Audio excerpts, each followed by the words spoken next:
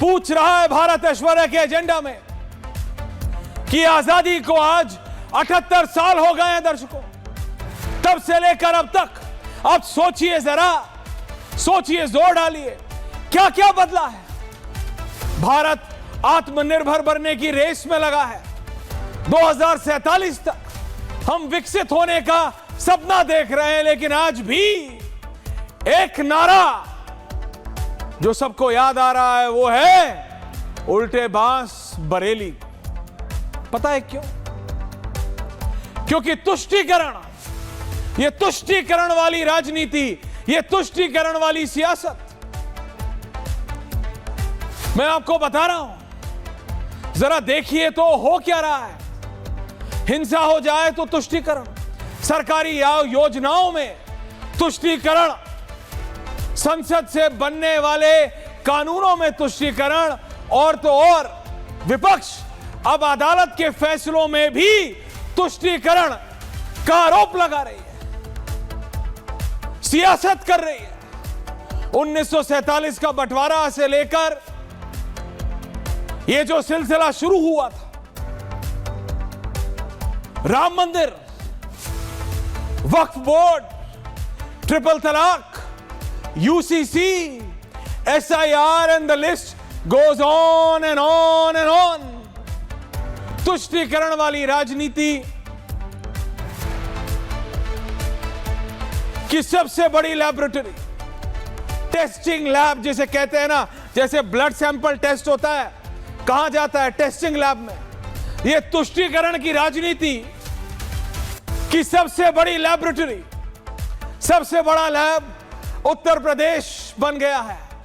उत्तर प्रदेश की राजनीति is an open playground, एक खुला मैदान है तुष्टीकरण की राजनीति करने वालों के लिए, जहां पर छोटी बड़ी घटनाओं के बाद तुष्टीकरण की सियासत एपिसेंटर बन जाती है, उसका ध्रुव केंद्र बन जाता है, तुष्टीकरण सेंटर में आ जाती है। जैसे इंग्लिश में कहते हैं ना, action speaks louder than words. जो आप करते हैं, जो तस्वीर है, ये देखिए जरा, ये तस्वीरें एक नैरेटिव है। 2027 का उत्तर प्रदेश का विधानसभा चुनाव अब आने लगा है, राजनीतिक सुगबुगाहट होने लगी है, चीजें गर्म होने लगी हैं। जिनकी तस्वीर आप अपने स्क्रीन पर देख रहे हैं, वो सभी समाजवादी पार्टी यानी अखिलेश यादव की पार्टी के नेता हैं। बेचैन हैं, डेस्परेट हैं, फ्रस्ट्रेटेड हैं, अधिकारियों से बहस कर रहे हैं। इनकी बेचैनी का कारण आप समझते हैं क्या है? इनकी बेचैनी का कारण है बरेली। इनकी बेचैनी का कारण बरेली का झुमका नहीं है। इनके बेचैनी का कारण बरेली का वो आदमी नहीं है, बरेली का वो मुसलमान नहीं है। बरेली जो इस वक्त तुष्टीकरण का सबसे बड़ा प्लेग्राउंड बना हुआ है, ये सभी समाजवादी पार्टी के सांसद हैं। यूपी के नेता विपक्ष माता प्रसाद पांडे, बरेली में जो हुआ उसके बाद ये सभी बरेली के बाजार में वोट तलाशने के लिए जा रहे हैं, वोट तलाशने के लिए। लेकिन उत्तर प्रदेश की पुलिस, एके बाबा की पुलिस ने सभी को रोक दिया है। किसी को गाजीपुर बॉर्डर में, किसी को कहीं, किसी को काशी, किसी को इलाहाबाद, किसी को कानपुर, किसी को बरेली की बाउंड्री पे। आप समझिए, और आज हमें जानना होगा कि ये बेचैन क्यों है। पत्थरबाजों के लिए क्यों समाजवादी पार्टी के सांसद बेचैन हैं? मैंने कभी नहीं सुना कि समाजवादी पार्टी के 39 सांसद गरीबों के लिए यात्रा पे निकले हैं। समाजवादी पार्टी के 39 सांसद युवाओं के लिए यात्रा पे निकले हैं कि उत्तर प्रदेश के युवा की नौकरी कहां है, वादा किया था, कभी हुआ है? लेकिन किसके लिए निकले हैं? पत्थरबाजों के लिए। बरेली में पुलिसकर्मियों को छतों से निशाना बनाने, छतों से निशाना बनाने वालों के लिए समाजवादी पार्टी की यह टीम उन उपद्रवियों को मरहम लगाने की कोशिश कर। जो अपने काम से, अपने कर्मों से बरेली को हिंसा की आग में झोंकना चाहते थे, जिन पर यह आरोप है कि यूपी में लॉ एंड ऑर्डर को डिरेल, पटरी से उतारने वाले वो लोग, उन लोगों के साथ क्यों खड़े हैं अखिलेश यादव? सिर्फ इसलिए क्योंकि वो एक धर्म विशेष के हैं, क्योंकि इसलिए जैसे समाजवादी पार्टी कहती है वो सारे मुसलमान हैं? साफ साफ बात होनी चाहिए, दो टूक। अखिलेश यादव का ये डेलीगेशन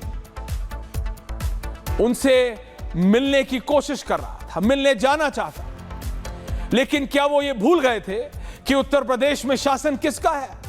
उत्तर प्रदेश में बोलबाला किसका है? उत्तर प्रदेश में बाबा की सरकार है। अब जरा गरिमा जी ये वाली तस्वीरें भी दिखा दीजिए, दिखा दीजिए आप समाजवादी पार्टी की हमदर्दी किनके लिए है? कौन है वो महान अनुभव जिनके लिए ये 39 सांसद सड़कों पे उतर रहे थे? ये उपद्रवी जो पुलिस वालों पर हमला करने की कोशिश में थे। समाजवादी पार्टी के नेता उन्हें पीड़ित बता के ये पॉलिटिक्स ऑफ अपीजमेंट आखिर कब तक करेंगे? ये तुष्टीकरण की राजनीति आखिर कब तक, कब तक, कब तक पूछता है भारत? 3 दिन पहले कांग्रेस का भी डेलीगेशन इन्हीं पत्थरबाजों, इन्हीं लॉ एंड ऑर्डर तोड़ने वालों से मिलने की तैयारी में जुटा था। वहां भी रेस लगी है तुष्टीकरण में, रेस कि मुसलमानों का वोट कौन लेगा। यह नहीं कोई बताने वाला है कि भैया तुष्टीकरण मत करो। आप लोग पेंट करते हैं मुसलमानों को पत्थरबाज, सरकार नहीं। सरकार के लिए पत्थरबाज पत्थरबाज है, लॉ एंड ऑर्डर तोड़ने वाला लॉ एंड ऑर्डर तोड़ने वाला है, लेकिन आप उसमें राजनीति ढूंढ लेते हैं और पहले देखते हैं उसका नाम खान है या कपूर। खान है तो कांग्रेस भी जाएगी और समाजवादी पार्टी भी। प्रॉब्लम इज दिस, पहले कांग्रेस और अब समाजवादी पार्टी के नेता अपना लाव लश्कर लेके बड़ी बड़ी लेक्सस की गाड़ियां लेकर निकल गए, लेकिन ये उत्तर प्रदेश है और यूपी में दंगाइयों के साथ क्या होता है ये आप जानते हैं दर्शक। बाबा का बुलडोजर बरेली पहुंचा, लेकिन उससे पहले बाबा की पुलिस ने जो बांस बरसाए हैं बरेली में, उन लोगों पे जो लॉ एंड ऑर्डर खराब करना चाहते थे, जो इस साजिश के तहत पत्थर बरसा रहे थे, पुलिस कर्मियों को घायल किया जिन्होंने, यूपी की साख पर बट्टा लगाने की कोशिश की जिन्होंने, उनकी संपत्तियों पर अब बुलडोजर चल रहा है तो बहुत दुख हो रहा है अनुराग भदौरिया को। इस तुष्टीकरण वाली राजनीति का फायदा उठाकर अवैध तरीके से संपत्ति ये खड़ी की गई है संपत्ति। Am I right, am I wrong? बारात घर बनाए, होटल बनाए, लेकिन नतीजा अब सबके सामने है। हिंसा के बाद योगी आदित्यनाथ ने, बाबा ने बयानों को सबके सामने सुना। मौलाना भूल गया था क्या? ये मौलाना भूल गए थे क्या? मुझे ऐसा लगा डेंटिंग, पेंटिंग सब समझ रहे हैं आप ना, क्लैरिटी है। इसके बावजूद अखिलेश यादव के सांसदों का यह मैराथन बरेली की ओर मैंने कभी नहीं देखा। युवाओं के लिए मैंने कभी नहीं देखा, नौकरी के लिए मैंने कभी नहीं देखा, महंगाई के लिए। अनुराग भदौरिया के समाजवादी पार्टी के सारे नेता एक साथ निकले हो कभी? गरिमा याद हो तो वो विजुअल आप अपने आप चला दो, मिलेगा नहीं। आज ये मैं कह रहा हूं, आपको नहीं मिलेगा। ये जानते हुए भी कि ऐसे पॉलिटिकल स्टंट से लॉ एंड ऑर्डर कॉम्प्रोमाइज होता है, लॉ एंड ऑर्डर। लेकिन उससे क्या मतलब है? पूछता हूं मैं और पूछता है भारत कि अखिलेश यादव क्या बरेली में शांति नहीं चाहते? क्या अखिलेश यादव चाहते हैं कि बरेली में बाबा का बुलडोजर चलता रहे?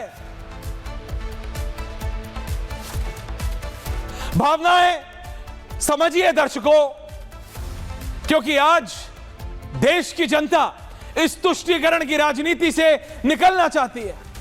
देश की जनता का क्लियर एजेंडा है, उसको विकास चाहिए। उसको इससे मतलब नहीं है कि उसके गांव में कितने हिंदू और कितने मुसलमान हैं, उसको विकास चाहिए। वो पत्थरबाजों को बर्दाश्त नहीं करेगा सिर्फ इसलिए कि उनके नाम के पीछे कुमार है या खान। ये देख के राजनीतिक दल निर्णय लेंगे। पुलिस के ऊपर पत्थर फेंकने वालों से एक और सिर्फ एक ही तरीके से निपटा जाएगा, only one and one in all. इसीलिए पूछता हूं मैं और पूछता है भारत, क्या है बरेली का सच?